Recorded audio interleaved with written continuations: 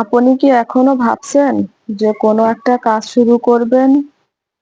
তো সে কাজ আজ না কাল শুরু করবেন। ভাবছেন কাল না পরশু শুরু করব। কেন আপুরা? আপনার জন্য কি সময় বসে আছে? সময় কিন্তু তার গতিতে ঠিকই চলে যাচ্ছে। আপনি শুধু পিছিয়ে পড়ছেন। দেখবেন আপনি যখন ভাবছেন যে কিছু একটা করবেন, সেই সময়টা কিন্তু অন্য কেউ অনেক দূরে এগিয়ে গিয়েছে। আসসালামু আলাইকুম প্রিয় ভিউয়ার্স, আশা করি সবাই ভালো আছেন। মহান আল্লাহ তাআলার অশেষ রহমতে আমিও অনেক ভালো আছি। আজকে আবারও আপনাদের মাঝে নতুন একটা ভিডিও নিয়ে আসলাম। আর আজকে আমার ভিডিও টপিকস রেখেছি আজকের পরিশ্রম আগামী দিনের ভবিষ্যৎ। হ্যাঁ প্রিয় আপুরা, আজকে যে পরিশ্রম করবেন সেটার বেনিফিট আপনি পরে পাবেন। কখন পাবেন জানেন? যখন আপনি কিছু করতে পারবেন না, যখন আপনার শরীরে সেই ক্ষমতাটা থাকবে না, যখন আপনি বৃদ্ধ হয়ে যাবেন, যখন আপনি অন্যের মুখাপেক্ষী হবেন, তখন কিন্তু আপনার আজকের পরিশ্রমটা সেই সময় কাজে লাগবে। হ্যাঁ প্রিয় আপুরা, আমরা এমনই একটা জাতি, আল্লাহ আমাদের কোনো কোনো সময় এমন দুর্বল করে পৃথিবীতে পাঠিয়েছেন যে সেই সময়টা আপনি যে বয়সকালে যে যৌবনকালে যেটা করবেন সেটার বেনিফিট পাবেন। কিভাবে জানেন? বাবা মা যখন সন্তান লালন পালন করে তখন ওই সন্তানের কিন্তু বাবা মার প্রয়োজন হয়।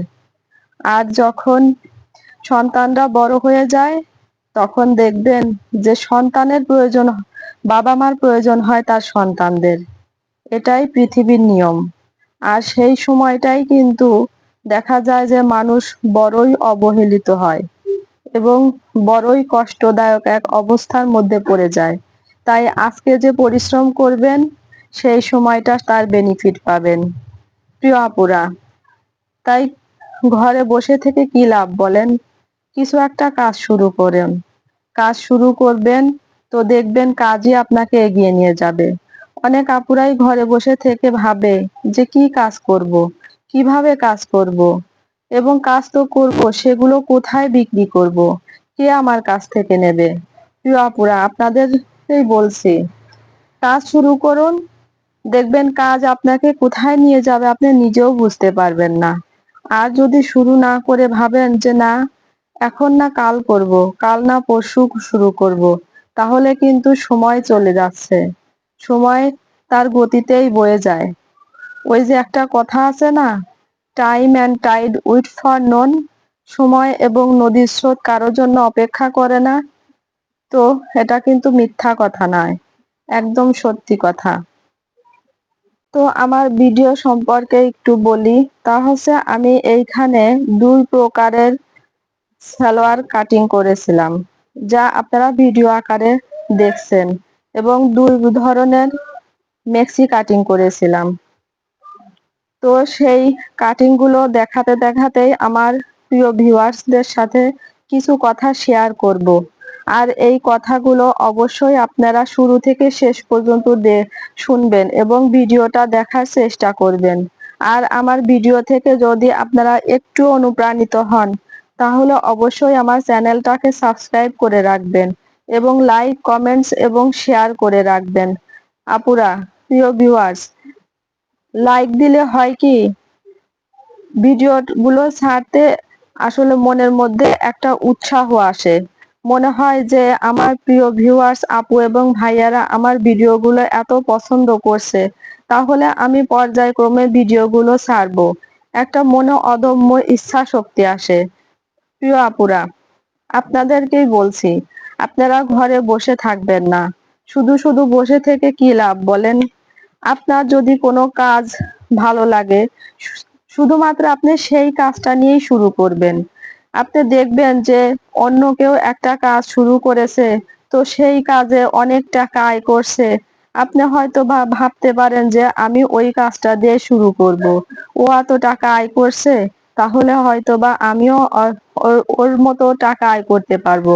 প্রিয় আপুরা, প্রিয় ভাইয়ারা, এটা একদম ভুল ধারণা। কারণ কি জানেন? হয়তোবা যার কাজ দেখে আপনি কাজটা শুরু করতে চাচ্ছেন সেই কাজটা সে ভালো পারে, এবং সেই কাজটা তার কাছে খুবই ভালো লাগে।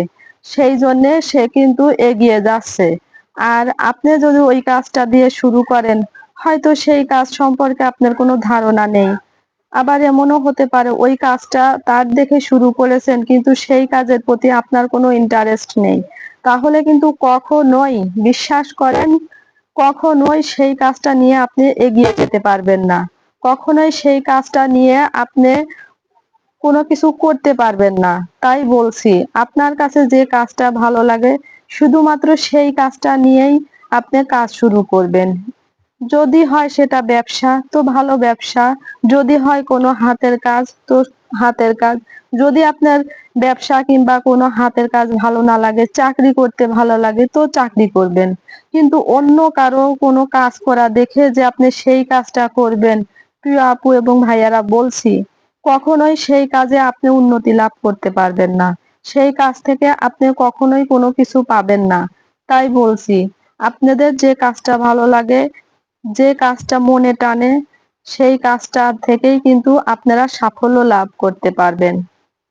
প্রিয় ভিউয়ার্স, কাজকে ভালোবাসতে শিখুন।